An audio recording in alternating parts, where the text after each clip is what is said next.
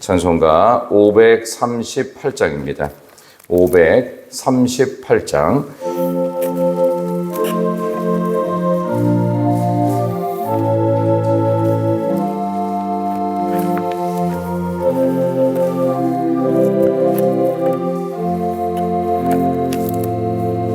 죄짐을 지고서 권하거든 내 마음속에 주 영접하며 새 사람 되기를 원하거든 내 구주를 영접하라.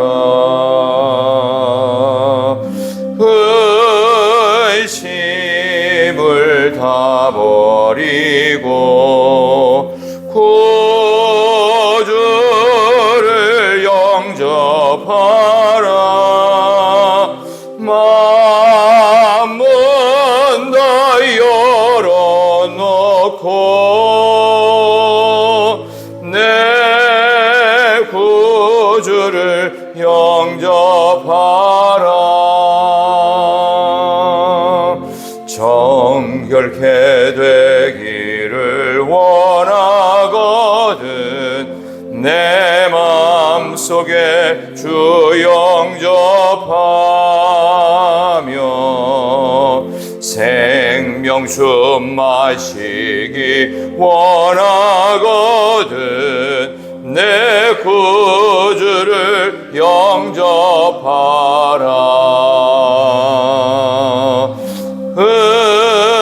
의심을 다 버리고 구주를 영접하라. 마음은 다 열어놓고 내 구주를 영접하라. 진실한 친구를 원하거든 내 마음속에 주 영접하며 뱀맘의 평안을 원하거든 내 구주를 영접하라.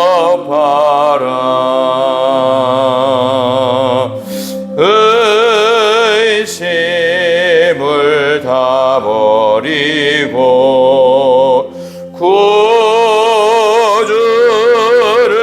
영접하라. 마음은 다 열어놓고 내 구주를 영접하라.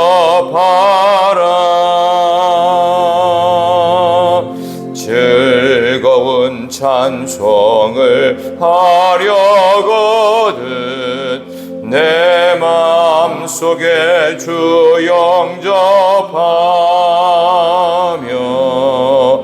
평안한 복지에 가려거든 내 구주를 영접하라.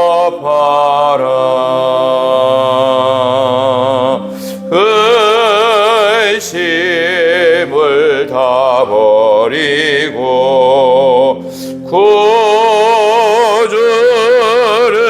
영접하라. 마음은 다 열어놓고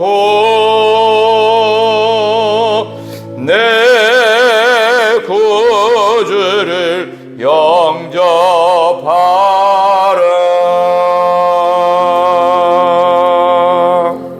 아멘. 하나님 말씀 열왕기상 16장에서 보겠습니다.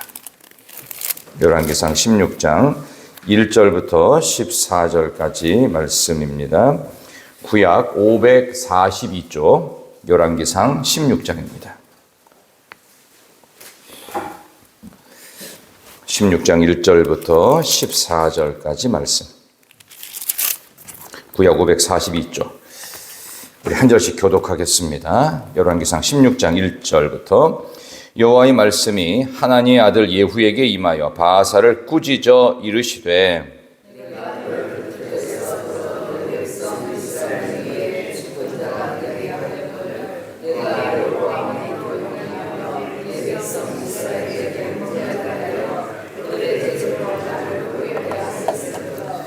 내가 너 바하사와 내 집을 쓸어버려 내 집이 느바세 아들 여로보암의 집같이 되게 하리니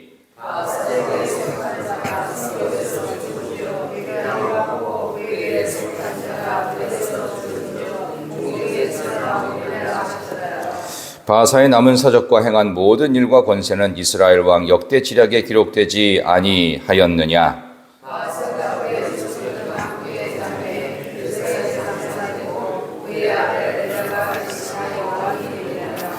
여호와의 말씀이 하나님의 아들 선지자 예후에게도 임하사 바하사와 그의 집을 꾸짖으심은 그가 여로보암의 집과 같이 여호와 보시기에 모든 악을 행하며 그의 손의 행위로 여호와를 노엽게 하였음이며 또 그의 집을 쳤음이더라.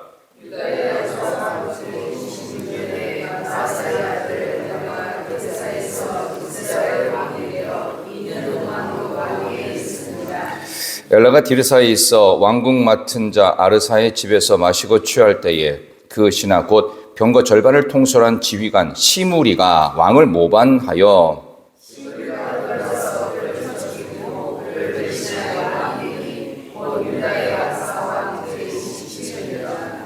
시므리가 왕이 되어 왕위에 오를 때에 바하사의 온 집안 사람들을 죽이되 남자는 그의 친족이든지 그의 친구든지 한 사람도 남기지 아니하고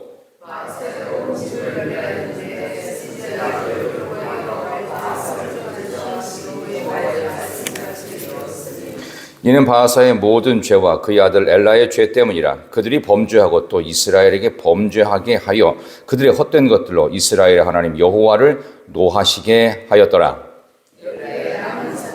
행한 모든 일은 이스라엘 왕 역대 지략에 기록되지 아니하였느냐. 아멘. 잘 읽으셨습니다. 주신 말씀을 가지고 자기 결정권을 하나님께 반납하라. 자기 결정권을 하나님께 반납하라 라는 제목으로 말씀 증거하겠습니다. 우리 새로운 또 주일의 한 주간을 시작하는 첫 예배, 주일 새벽 예배가 되었어요. 우리 옆에 계신 분에게 한번 인사하시고 말씀을 들으시길 바랍니다. 이번 한 주간도 승리합시다. 한번 인사하세요. 이번 한 주간도 승리합시다. 하나님께서 여러분에게 승리 주실 줄 믿으며 오늘 이 내용을 보면 이제부터 지루한 왕들이 끊임없이 반란 구테타로 바뀌고 또 바뀌는 이야기들이 반복이 됩니다. 설교자로서 별로 이렇게 재미없는 본문이기도 하고 또 듣는 분들도 뭐 이런 얘기 그냥 뭐 다 아는 얘기라고 생각하고 넘어가면 안 되겠느냐라고 하지만 넘어갈 수 없죠. 왜냐하면 성경에 있던 어떤 부분도 우리 말씀이 우리에게 주어졌다는 것 자체는 의미가 있기 때문입니다. 열왕기라고 하는 이 책 자체는 왕들을 열거한 그런 책인데 역사서처럼 보이지만 실제로 선지서, 예언서로 분류되어져 있는 책이기도 합니다. 겉으로는 모양은 역사지만 실제 내용은 예언서, 선지서예요. 그 판별하는 기준은 딱 한 가지입니다. 하나님께 순종했을 때 어떤 복이 있었고 불순종했을 때 어떤 비극이 찾아왔는지를 계속 교차 대조하는 게 반복되고 있어요.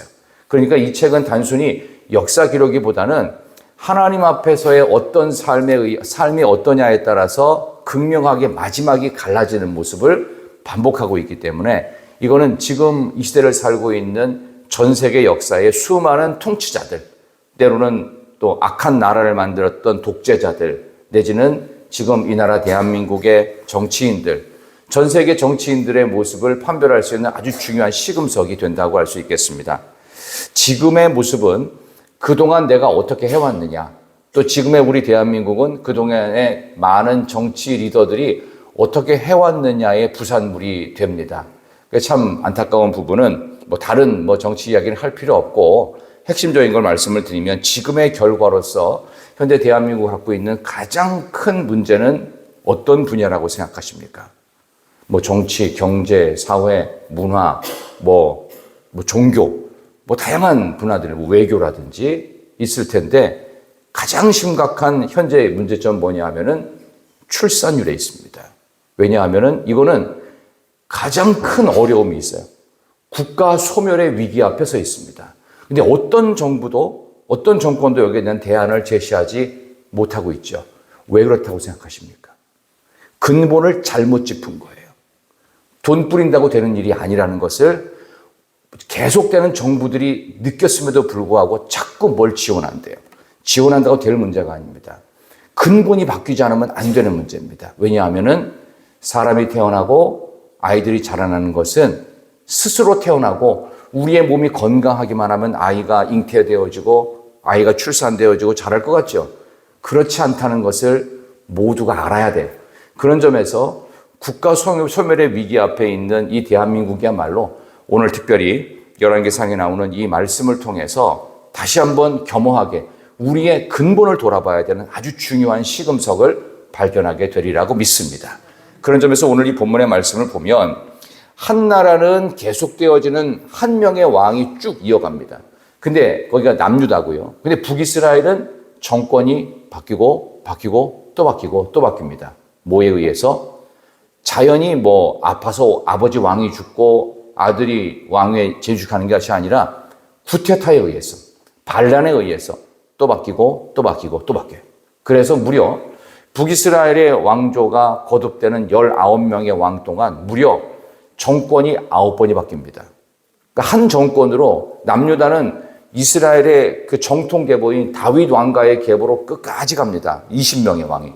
근데 북이스라엘은 그렇게 가질 않아요. 조금 하다가 또 바뀌고. 왜? 반란에 의해서. 쿠데타 혁명에 의해서 끊임없이 바뀌는 왕조. 이것이 강조하는 가장 중요한 첫 번째 내용을 오늘 다루고 있습니다. 오늘 여기 나오는 내용 중에서 북이스라엘의 북쪽 지역의 3대 왕, 바하사에 대한 이야기, 그 다음에 선지자 예후가 이 바하사에 대해서 경고를 하십니다. 왜 경고를 할까요? 우리에게 하나님이 알람 기능을 통해서 뭔가 위기를 알려주는 거거든요. 정신을 차리라는 거예요. 근데 정신을 차리라고 끊임없이 보냈는데도 정신을 못 차립니다. 이걸 우리는 보통 습관의 폭력이라고 얘기합니다. 한번 거기에 물들면 못 돌아옵니다. 그럼 어떻게 해요? 외부의 힘에서 강제적으로 뜯어내야 돼요. 그게 하나님의 역사하십니다. 그래서 하나님은 사랑이 하나님이시면서 동시에 공의로우신 하나님이세요. 안 될 때는 철퇴를 내리세요. 그래서 더 심각한 비극, 그래서 대한민국이 갖고 있는 가장 큰 비극이 뭐예요? 출산율 저하입니다. 국가 소멸의 위기가 불과 얼마 남지 않았기 때문에 가장 큰 어려움은 바로 우리 다음 세대 아이들에게 있습니다. 지금 우리는 아무리 길게 살아도 여기 계신 분 50년 못 넘겨요, 이제는. 모르겠어요. 더 오래 사신다면 뭐 더 사실 걸 뭐 믿겠지만, 그 다음에는 어떻게 될까요? 지금 2024년이죠. 2070년이 넘어갔을 때 이 가운데 계실 분은 제가 보기에는 뭐 한두 명 밖에 없을걸요? 그럼 어떻게 될 거예요, 그 다음에? 그 다음은 우리 다음 세대 아이들이 책임지고 가는다라는데, 그때가 되면 우리가 모두가 어떤 빅데이터라든가 이 통계에 의해서 나라 소멸의 위기를 맞이할 것입니다. 그때가 되면 대답이 나오지 않아요. 그래서 현재 그 전문가들에 의하면 지금 이 젊은 세대들이요, 4명, 5명을 낳아도 국가 소멸의 위기를 못 막는답니다. 그럼 어떻게 되겠어요? 모두가 정신을 차려야 돼요. 그래서 어떻게 하면 이 부분에 있어서 근본으로 돌아갈까를 제대로 점검해야 됩니다. 그래서 정책으로 바뀔 수 있는 나라의 소멸이 아닙니다. 어떤 리더가 바뀐다고 되는 게 아니라 근본이 바뀌어야 된다는 사실. 그래서 저는 여야 국회의원들 모두가 정신을 차리고 다시금 하나님께 돌아오는 나라, 이 나라 대한민국 되기를 진심으로 소망합니다. 이 나라 대한민국의 제1대 재헌국회는 이승만 박사를 대통령으로 추대하면서 이윤영 국회의원인 목사님이 대표기도를 하므로 재헌 1대 국회가 대한민국 첫 번째 국회였습니다. 그렇게 기도를 시작했던 나라가 지금의 이 모습이 된 것은 무엇 때문일까요? 수많은 국회의원들 중에서 교회를 다닌답시고 문지방만 받고 왔다 갔다 하는 정신 못 차리는 국회의원들이, 믿음 없는 국회의원들이 교회만 다닌다라고 하는 것 때문에 자기 표를 의식하는 사람들이 얼마나 많습니까? 그렇죠? 표를 얻기 위해서 나도 뭐 그 교회 가봤다. 뭐 천고철만 되면 뭐 교회 왔다 갔다 하고 또 어떤 때는 막 절에도 왔다 갔다 하고 성당도 왔다 갔다 하고 하여간 모든 것을 다 포용할 것처럼 하지만 딱 정권 잡고나면 어떡하죠? 나몰라라 합니다. 이런 일들이 반복되고 있어요. 뭐 자기가 갖고 있는 이득 획득에만 혈안이 되어 있어서 진짜 백성을 사랑하고 진짜 국민을 걱정하는 사람들은 사실 묻혀있지 않습니까? 그런 모습 속에서 우리는 다시 한번 하나님 앞에서 우리의 모습을 겸허하게 돌아봐야 될 때가 됐습니다. 북이스라엘의 3대 왕조였던 이 바아사라고 하는 왕은 구테타에 의해서 바로 직전 왕이었던 여로보암 왕조를 무너뜨렸습니다. 근데 여기에서 하나님께서 결정적인 말씀을 하시죠. 자, 1절 2절 보겠습니다. 열왕기상 16장 1절과 2절 한번 이런 전제 속에 한번 읽어보십시다. 열왕기상 16장 1, 2절 여호와의 말씀이 시작.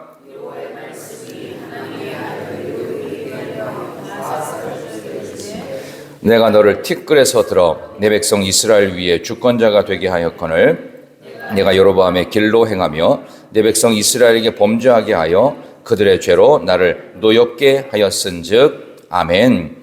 구테타 정권의 주인공인 제3대 바아사 왕을 하나님께서는 선지자 예후라는 사람을 갑작스럽게 등장시키셔서 이 난세 가운데 영으로 탈바꿈하기를 바라셨지만 이 바아사는 돌아오지를 않습니다. 무려 실제로 재임 기간이 24년이나 됐습니다. 24년이면 짧은 통치가 아니죠. 꽤 오랫동안 통치했는데도 불구하고 안 돌아옵니다. 그래서 결국은 이 바아사 왕조는 혁명을 통해서 정권을 잡았지만 그의 아들이었던 엘라, 6절에 보면은 엘라가 대신해서 왕이 된 이후에 그 나라가 종결을 짓습니다. 그리고 또 정권이 바뀌는 내용. 그래서 우리가 읽은 겁니다. 실제로 아까 읽었던 9절, 10절 보면은 시므리가 반란을 일으켜가지고 또 바로 앞에 있었던 그 바아사 왕조를 무너뜨린 이야기가 나옵니다. 여러분이 뭐 왕들의 이름을 정확하게 지금 뭐 다 외울 필요는 없어요. 그러나 이런 이야기들을 통해서 구테타에 의해서 북이스라엘의 정권이 끊임없이 바뀌는 동안 이렇게 구테타가 자꾸 일어났던 이유는 뭔가 마음에 안 들었다는 뜻이죠. 그 나라 백성들이 못 살겠다 싶어서 스스로 반란을 일으킬 때마다 하나님께서 역사하셨어요. 근데 그들이 가장 중요한 원칙인 하나님이 세우신 왕이라는 사실을 자꾸 잊어버려요. 그래서 하나님이 하셨던 결정적인 기억에 날 만한 말씀이 오늘 16장 2절입니다. 다시 한번 읽어보겠어요. 여러분이 조금 전에 읽으신 16장 2절 내가 너를 시작. 내가 너를 티끌에서 들어 내 백성 이스라엘 위에 주권자가 되게 하였거늘 내가 여로보암의 길로 행하며 내 백성 이스라엘에서 범죄하게 하여 그들의 죄로 나를 노엽게 하였은즉 아멘. 우리는 먼지 같은 존재라는 거예요. 이 티끌에서부터 내가 너를 들었다. 그러니까 바아사 너는 네가 실력이 있고 자격이 되고 준비가 돼 있어서 너를 왕으로 세운 것이 아니야. 넌 원래 티끌이었어. 그러니까 우리의 모습도 똑같다는 거예요. 우리 모두가 부족함 투성이, 허물 투성이 우리는 보잘것없는 존재입니다. 무가치한 존재. 그러니까 I am nothing이에요. 나는 가진 것도 없고 가치도 없고 미래도 없고 가능성도 없고 아무것도 없다라는 생각을 늘 하고 살아야만 하나님께 순종을 할 수 있어요. 왜? 나 같은 사람이 뭐라고? 하나님이 지금 이렇게 건강하게 하시고 나 같은 사람이 뭐라고? 지금의 기반을 잡게 하시고 나 같은 존재가 티끌 같은 존재인데 이렇게 하면서 처음으로 돌아가야 돼요. 그냥 안 돌아가거든요. 그럼 어떻게 해요? 하나님이 철퇴를 내십니다. 병이 걸리게 하시든지 망하게 하시든지. 근데 아직 그게 안 왔다면 빨리 돌아와야 돼요. 빨리 돌아와서 하나님께 두 손 들고 하나님 살려달라고. 오늘 어버이 주일을 맞습니다. 우리가 부모로서 참 부끄러울 때가 많이 있지요. 그때마다 생각하는 것이 이 세상에서 가장 우리가 많은 사람들에게 사랑과 존경받을 수는 없지만 유일하게 사랑과 존경받을 수 있는 대상은 바로 우리 자녀들입니다. 저는 여러분들이 그 어떤 분들보다 자녀들한테 이런 이야기를 좀 들었으면 좋겠다라는 생각을 하면서 오늘 어버이주일 설교를 준비하게 됐는데 만약에 여러분 자녀들에게 인터뷰를 해가지고 설문조사를 하는데 뭐 권사님의 자식이든 뭐 장로님의 자녀이든 간에 인터뷰를 누가 해요. 설문조사한다고. 세상에서 가장 존경하는 사람이 누굽니까? 라고 했을 때 옛날에는 대개 다 위대한 위인들을 얘기했습니다. 근데 우리의 자녀들은 거기에 대한 답을 두 번도 생각할 겨를 없이 딱 한 명이 나와야 됩니다. 그게 누구냐 하면 보이지 않는 하나님의 이름이 나오는 게 아니라 나는 이 세상에서 우리 어머니 아버지가 가장 존경스럽습니다. 그분들을 가장 존경합니다. 이 답이 나오도록 여러분들이 삶으로 증명하셔야 됩니다. 이게 제일 중요한 부분입니다. 그래야 신앙이 전수가 돼요. 신앙이 전수가 안 되기 때문에 우리의 신앙에서 더 이상 확장이 안 되는 거예요. 그러니까 자녀들이 신앙 전수는 안 받고 돈만 받으려고 해요.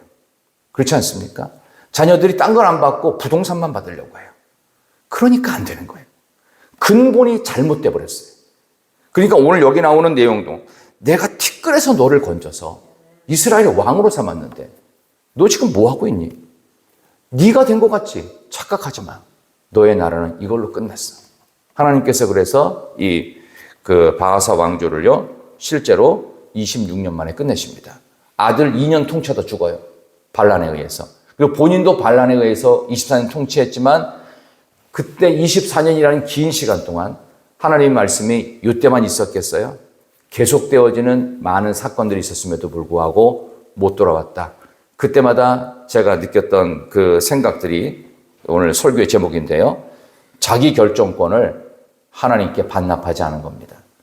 결론을 내가 내린다고 생각하고 마지막 종지부를 내가 찍는다고 생각하지만 마지막 답도 내가 낸다고 생각하지만 그렇지 않습니다. 여러분이 잘 아는 예수님께서 비유로 드셨던 신약 성경의 복음서의 내용 중에서 부잣집이 있었습니다.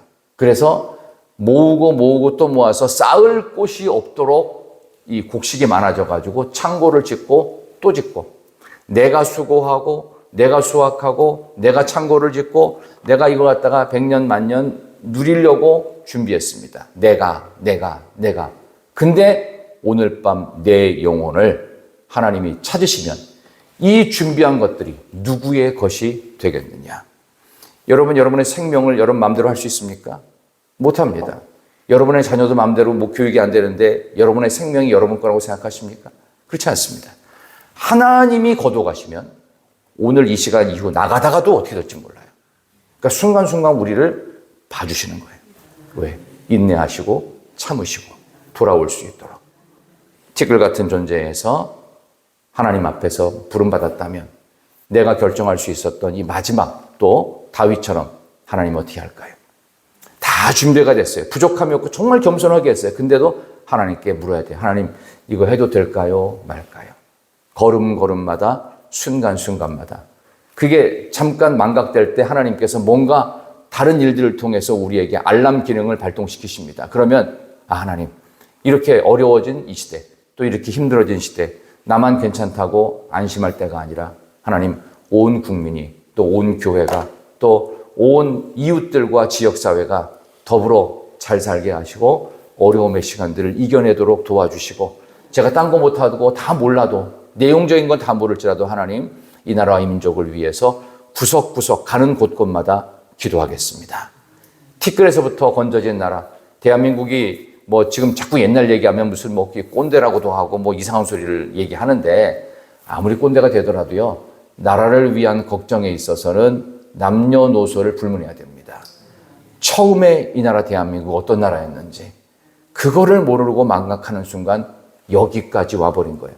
우리나라가 1만 불 국민소득을 기록했던 때가 1988년을 넘어선 90년대 초반이었습니다. 사실 그때부터 대한민국에 아주 비극적인 일이 시작됩니다. 계속 GNP는 상승을 했어요. 지금 뭐 3만 5천 불, 6천 불, 7천 불 넘어갔어요.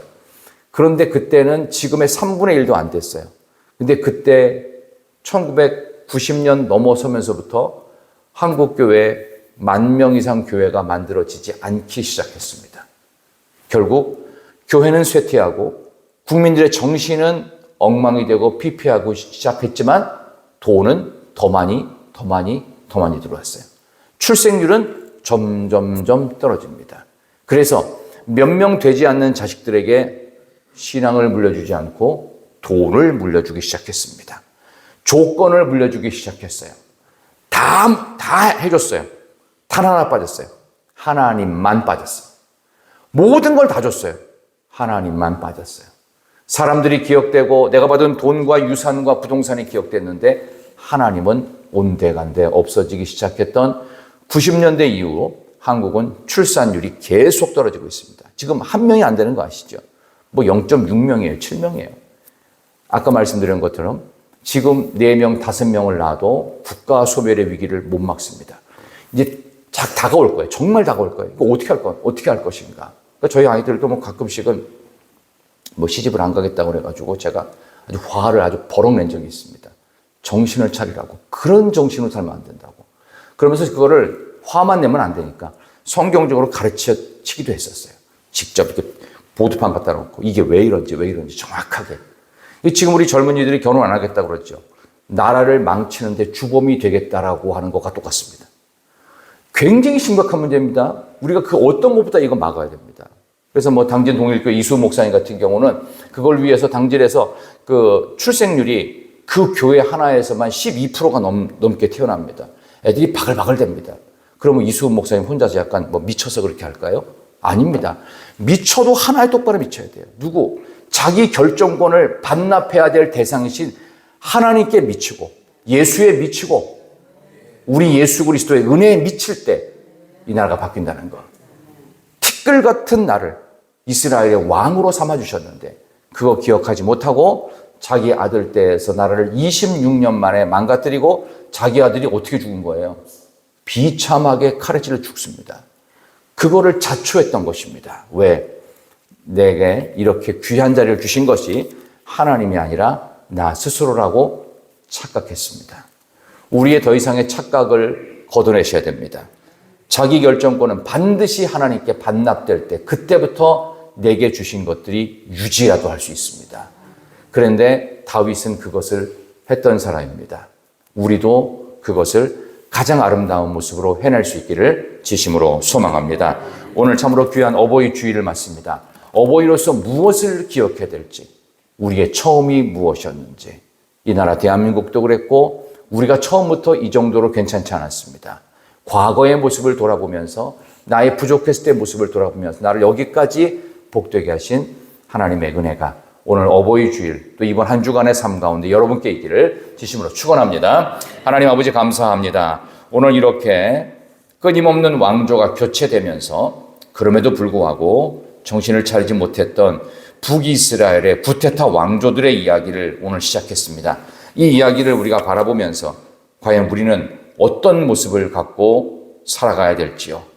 우리의 삶 속에서 가장 무거운 짐은 죄의 짐임을 기억하여 죄짐을 지고서 고나거든 주 예수님 앞에 돌아올 수 있는 은혜를 저희들에게 허락하여 주옵소서.